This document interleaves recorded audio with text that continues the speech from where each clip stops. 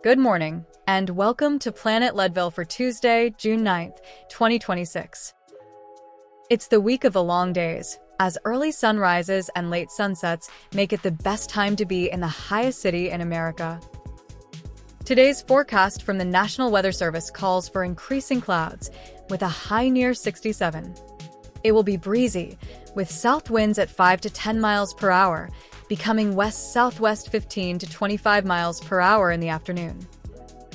Tonight's forecast calls for partly cloudy skies, with a low around 37. Breezy, with west-southwest winds at 15 to 20 miles per hour decreasing to 5 to 10 miles per hour after midnight. Some winds could gust as high as 30 miles per hour. Today's road report highlights Vail Pass with a recent CDOT update, brought to you here by text-to-speech AI technology. That notice will be followed by today's Planet Leadville feature, how Vail Pass got its name. We think it may surprise you, so stay tuned for that.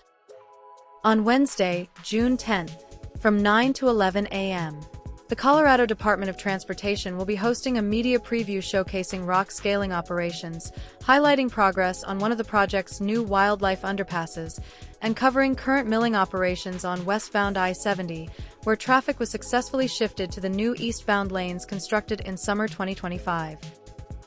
The I-70 West Vail Pass Auxiliary Lanes project is designed to improve safety and operations in both directions of the highway on West Vail Pass.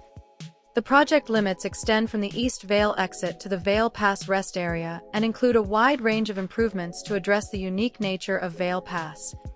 This stretch of I-70 includes steep grades and tight curves and the intermingling of faster-moving passenger vehicles with slower-moving trucks that often results in inconsistent and slow travel times along the corridor. Crews have returned to work for the final construction season of this multi-year project. Scheduled for substantial completion by December 2026, this year's work focuses on finishing the new auxiliary lanes, wildlife fencing and underpasses, and installing advanced avalanche and rockfall mitigation systems. There is the possibility of daily single-lane closures along eastbound and westbound I-70 between the East Vail interchange and the Vail Pass rest area. Have you ever wondered how Vail Pass got its name? This story was first published on LeadvilleToday.com in 2012 by Colorado journalist Kathy Bedell.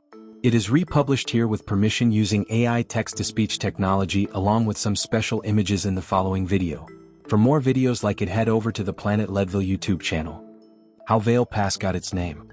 Mountain folks can be some of the easiest going, live and let live kind of people you'll ever want to meet. Until they're not. Such was the case back in 1939 as trouble began to brew between long-timers and a man recognized as one of the best road engineers in the United States. The battlefield was set atop a 11,312-foot mountain pass at the tail end of the Sawatch Mountain Range in Colorado. Back in 1938, Charles Vail was the head of Colorado's Department of Highways, overseeing the construction of many mountain passes. In fact, according to state records, when Vail began his 14-year tenure, the state had only slightly more than 500 miles of hard-surfaced highways. Under Charles Vail's leadership, an ambitious 4,400 miles of modern roads were completed. Among the most notable mountain highways completed under his direction are the Mount Vernon Road west of Denver at I-70, Loveland Pass, the highway to the top of Mount Blue Sky, Wolf Creek Pass, the Big Thompson Highway, the Glenwood Canyon Road, and Monarch Pass. However, it would be the last on that list, the highway which connected the towns of Gunnison and Salida, where the showdown between area residents and the results-oriented engineer would take place. Often touted as one of the most scenic and beautiful drives in the United States, Highway 50 through Monarch Pass was constructed in 1939. However, that designation was actually the third pathway in the region to be named Monarch Pass, as the first two trails proved not to be suitable for motor vehicles. With its indigenous roots firmly established with Ute settlements, eventually a thoroughfare of commerce was carved out for 19th-century miners and stagecoach drivers. In the years following World War II, recreational travel saw a tremendous increase, with no signs of slowing down well into the 21st century. The original Monarch Pass was constructed in 1880 and served as an important wagon and stagecoach road. In 1922, the road was improved and rerouted to better accommodate motor vehicles. It became known as Old Monarch Pass. It remained an important unpaved crossing of the divide until 1939, when yet another highway realignment was necessary. In September 1938, Charles Vail began the significant reconstruction and rerouting work to reduce grades, minimize tight curves, and keep the roadbed up on sunny slopes where winter snow would be easier to manage. The new U.S. Route 50 over the divide was completed, except for paving, in November 1939, and was initially designated Vail Pass, as a nod to the state engineer's dedication. Wait a minute. What did he just say? This has always been Monarch Pass. The protesters made their voices heard, and area residents presented their objections concerning the pass' new name to then Colorado Governor Ralph Carr. Within a month, the elected official caved in to constituents and some good old common sense, and in December 1939, the state's chief executive officer officially designated the new passageway as Monarch Pass. But for a guy like Charles Vail, it made little difference. He was a man with a vision for white lines and headlights, not ribbon-cutting ceremonies and highway designations. Besides, 100 miles away awaited another wild, untamed roadway. And this one, which would come to bear his name, would forever change the course of history in Colorado, catapulting the Vail name into the international stratosphere. After Monarch Pass, Charlie and his crew headed north, into the central region. It was known as an historically peaceful home for sheep ranchers. That was until 1939, and construction began on Highway 6, running from Denver through the Gore Valley in Eagle County. It would be one of Charles Vail's biggest engineering feats, and also his last. Charlie also made his share of enemies along the way, including editors at the Denver Post and then Colorado Governor Big Ed Johnson.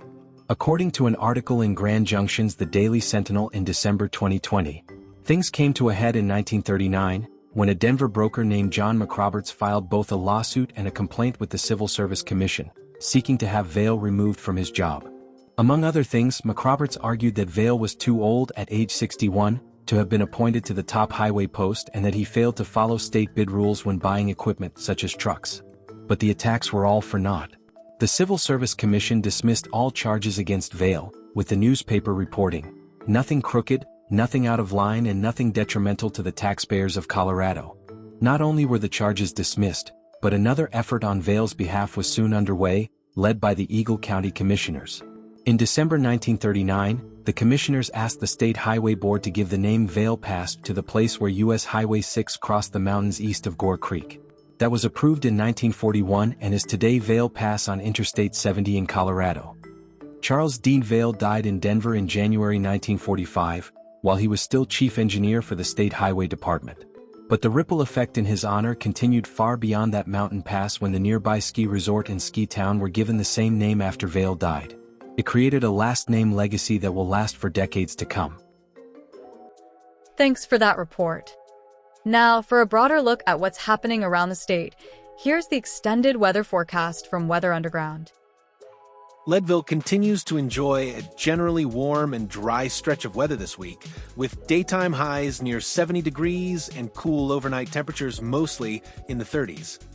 Tuesday and Wednesday should remain partly sunny and windy, providing pleasant temperatures but a noticeable afternoon breeze.